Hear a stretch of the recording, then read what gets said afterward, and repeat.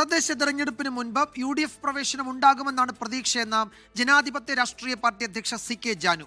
ഇക്കാര്യത്തിൽ കോൺഗ്രസ് സംസ്ഥാന നേതൃത്വവുമായി ചർച്ച നടത്തിയെന്ന് CK ജാനു 24നോട് പറഞ്ഞു. ജനാധിപത്യ രാഷ്ട്രീയ പാർട്ടിയുടെ UDF പ്രവേശനത്തിൽ ഉടൻ തീരുമാനമെന്ന് പ്രതിപക്ഷ നേതാവ് VD സതീശനും പ്രതികരിച്ചു.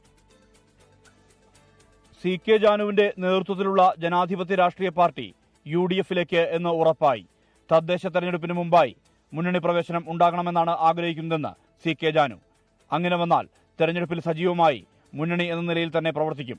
നിയമസഭാ തെരഞ്ഞെടുപ്പിൽ മത്സരിക്കാൻ സന്നദ്ധയെന്നും CK ജാനു. തദ്ദേശ തെരഞ്ഞെടുപ്പിന് മുമ്പേ അത്തരമൊരു സംഭവം ഉണ്ടാവണം ശരിക്കും.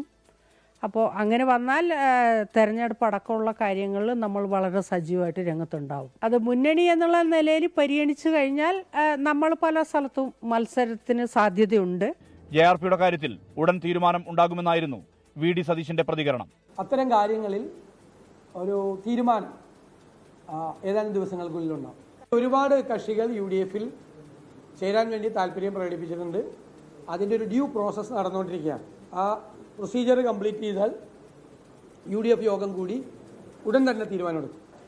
തദ്ദേശ തെരഞ്ഞെടുപ്പിൽ വെൽഫെയർ പാർട്ടിയുമായി ഇപ്പോൾ ചർച്ചകൾ നടക്കുന്നില്ലെന്ന് KPCC working president AP Anilkumar MLA വ്യക്തമാക്കി. ഇപ്പോഴുള്ളത് ലീഗ് കോൺഗ്രസ് ചർച്ചകൾ മാത്രമാണ്.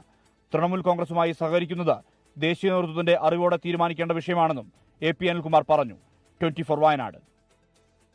ലോകത്തെവിടെയായാലും ഏത് സമയത്തും 24 വാർത്തകളും ഓഗ്മെന്റഡ് റിയാലിറ്റി പാക്കേജുകളും എക്സ്പ്ലെയിനറുകളും വിശദമായി കാണാൻ ഞങ്ങളുടെ YouTube ചാനൽ നിങ്ങൾക്ക് സബ്സ്ക്രൈബ് ചെയ്യാം.